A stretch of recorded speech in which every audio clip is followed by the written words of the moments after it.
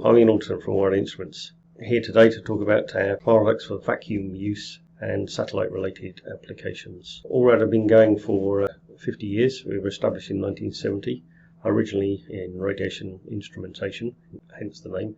Nowadays we have 6 divisions, but all primarily based on the production or detection of light. We have Alrad Imaging, Alrad Photonics, Alrad Electronics, Alrad Thermal, Alrad Medical and Alrad Vacuum, the one we're talking about today.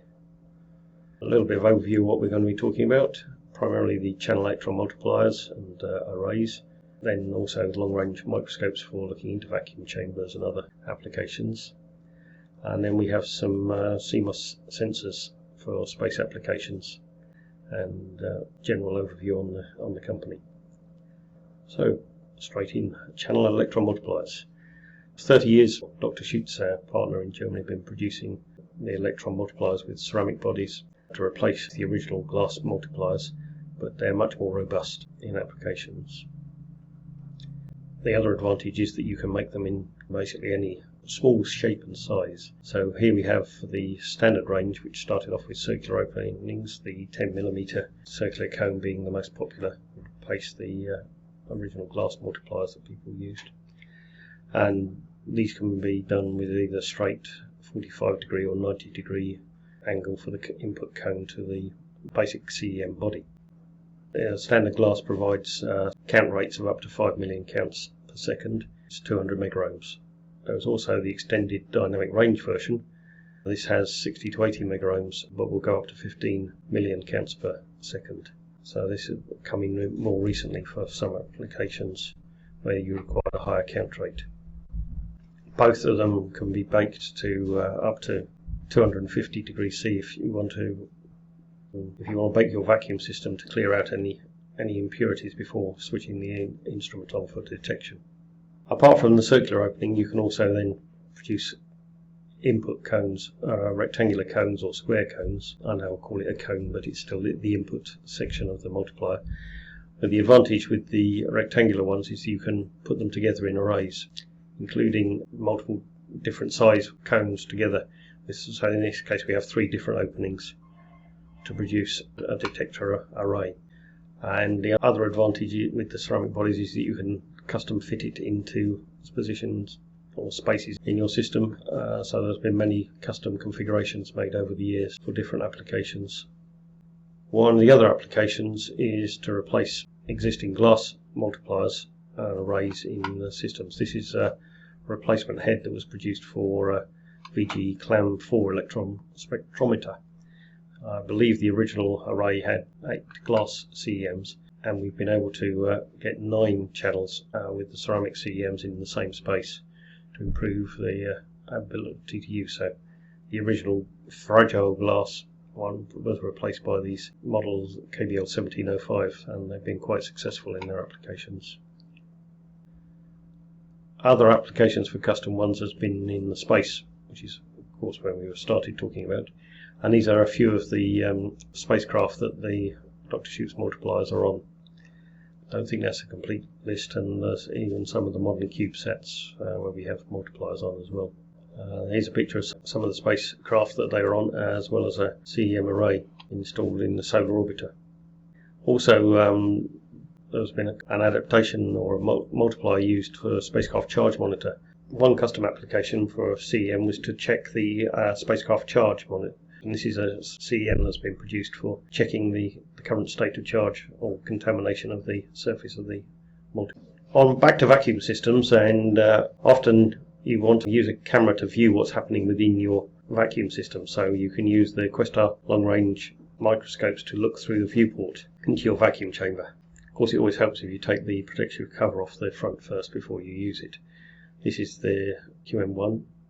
You can resolve down to 3 microns at a working distance of just over half a meter.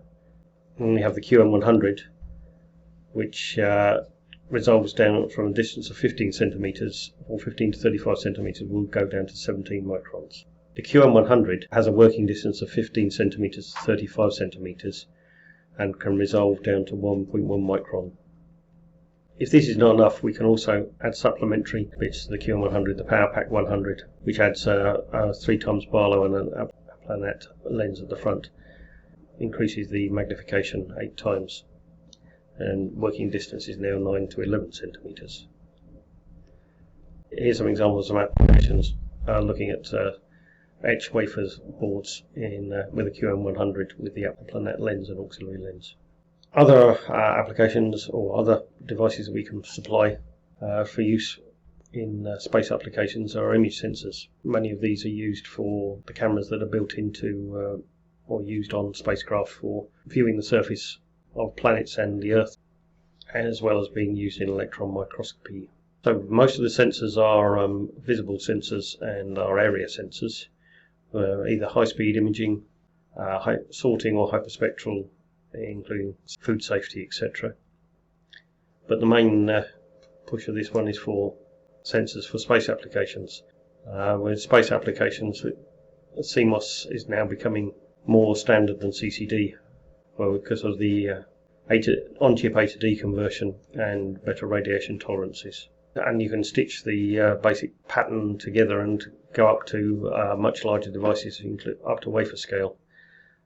So it depends on how big your wafer is, but 6 or 8 inch wafers are the standard, primarily 8 inch. You can have high dynamic range with correlated double sampling. There's also hyperspectral and TDI, time delay and integration, which increases the sensitivity. All of these sensors can be designed to have high radiation tolerance, but apart from radiation tolerance for visible, they can also be used for X-ray, UV, NIR and infrared imaging with different coatings or different sensitivity for the photodiode. So we can make use of multiple, or the sensors for multiple wavelengths for the hyperspectral imaging. Some of these were in the SA and other people have invested, so whilst they primarily produce custom sensors, there is also some semi-standard sensors being made available.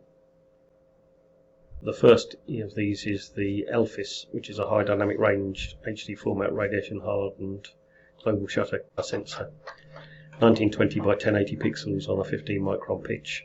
So this is a semi-standard sensor that silicon will be available on. There is also the Calester CAE 108, which is an ADC, cryogenic and radiation tolerant ADC, which some people use for combined for space image, used in space image sensors, or could be available as a ceramic package ADC. And then with the ESA developed an enhanced OFNA image sensor.